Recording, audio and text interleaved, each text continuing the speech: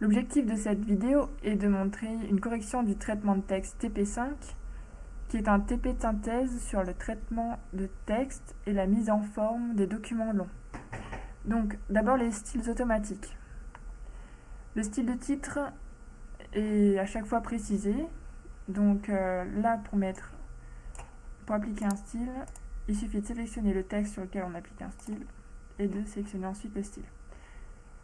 Pour appliquer le même style à plusieurs titres, on sélectionne un premier titre, puis on appuie sur CTRL et enfin on sélectionne l'autre. Ensuite, on peut lâcher CTRL et ici, du coup, appliquer titre 2. Pour le titre 1, on va sélectionner titre 1. Donc je ne vais pas le faire partout, ça fera gagner un peu de temps. Ensuite, je demande de modifier le titre selon les indications qui sont ici. Pour cela, on sélectionne le titre qu'on va modifier et on va ici, dans le titre principal, éditer le style. Et là, on a la possibilité de tout modifier. Pour modifier la police, ça va être dans police évidemment. Si on met de l'Arial, taille 32, etc. Je ne vais pas tout faire. Donc par contre pour la bordure ça peut être intéressant. Il faut bien sélectionner ici pour que le type de bordure, si on veut une bordure complète on fait comme ça. Autrement si on veut que le bas, on sélectionne là. Et ensuite on peut augmenter la largeur de la bordure, on peut changer sa couleur. Donc c'est une largeur de 2 par exemple, bien épaisse. Hop. Voilà, par exemple. Donc on peut faire OK, et voilà. On a notre style qui est modifié. Après, pareil pour la modification des autres titres. Voilà, éditer style. Et on peut changer la couleur, par exemple. La couleur, c'est dans effet de caractère, ici. Mettre un bleu, par exemple. OK. Ensuite, le style de corps de texte, c'est la même chose. On l'applique ici, corps de texte, et là on peut le modifier. Souvent, je demande ici l'alignement et la police, donc alignement justifié pour un corps de texte. Et après, bien évidemment, il faut l'appliquer partout, le corps de texte. Donc on peut faire une sélection multiple aussi, en sélectionnant puis en appuyant sur CTRL, etc. Ensuite, je vous demande de supprimer automatiquement les indications de titre, ici. Donc pour ça, vous faites rechercher, remplacer. On va commencer par les titres 2 par exemple. Titre 2 et on remplace par rien.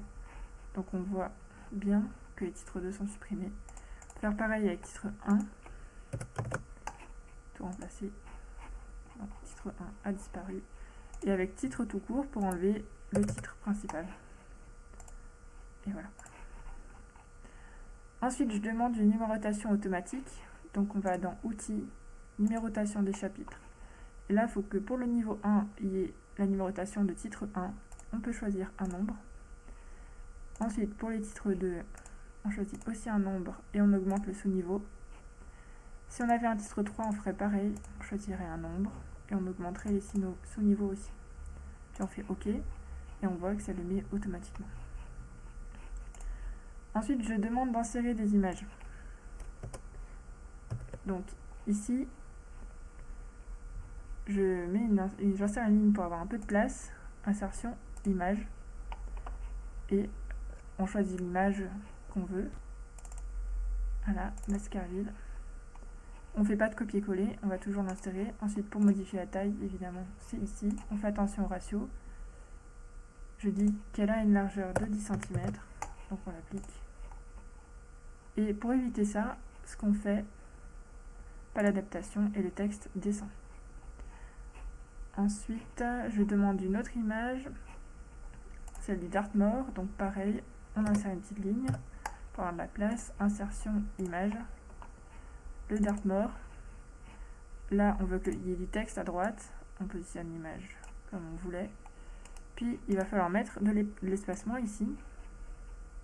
C'est dans Adapter. On met un espacement à droite de 0,20 par exemple. Donc on voit bien qu'il y a un petit espacement. Et ensuite, il faut ici mettre une légende. Un paysage du Dartmoor, par exemple. Voilà. Ensuite, mise en page. Donc attention, ici il y aura bien un saut de page. Mise en page pour modifier les marges. C'est dans format, page.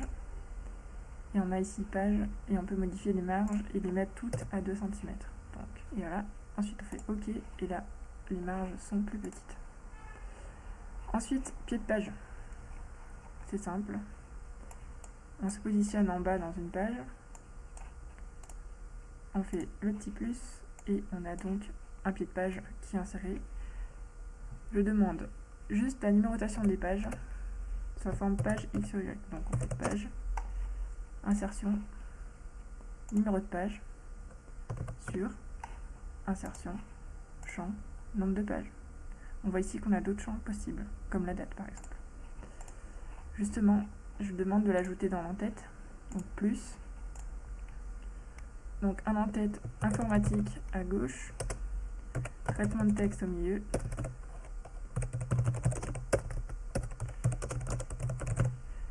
et la date du jour à droite, insertion, champ. Autre champ, si on veut qu'elle puisse se mettre à jour la prochaine fois qu'on ouvre le document, on peut la mettre comme ça, et choisir le format de la date si on veut varier. Et voilà, si j'ouvre demain, ce sera 7 décembre 2019. Donc là, j'ai bien parlé du saut de page sur la première page. Ensuite, on rajoute de nouveau un saut de page. Donc on peut faire CTRL entrée. Et on insère une table des matières. Insertion, table des matières et index.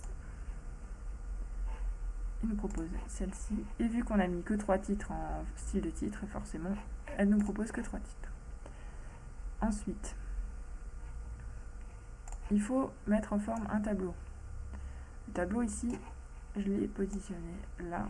Et ce qu'il suffit de faire, c'est de sélectionner le texte sans aller trop loin.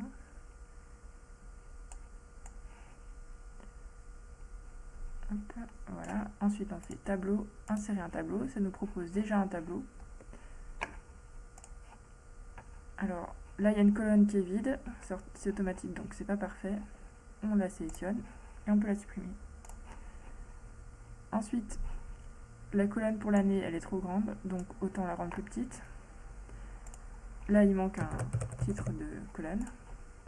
Ensuite, dans propriété du tableau, je vous demande que la colonne là fasse 10 cm, donc celle-là, on la met à 10. Et OK. Puis,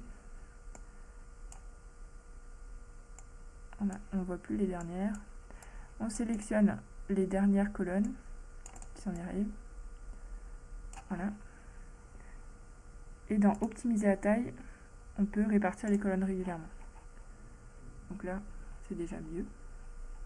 Ensuite, il faut mettre ce tableau-là sur un format paysage.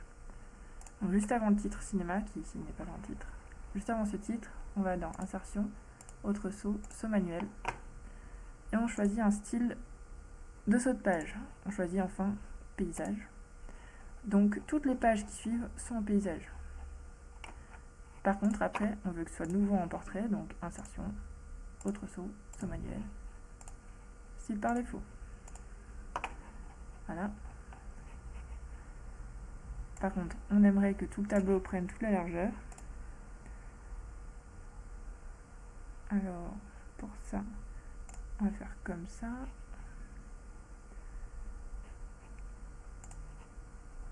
On va remettre le tableau, si on a ce problème, sur toute la largeur. On va remodifier ici,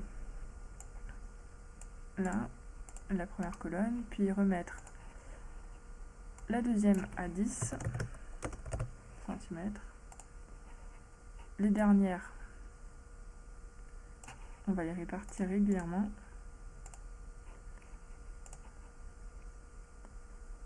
Il nous en manque une, il manque le pays. Voilà.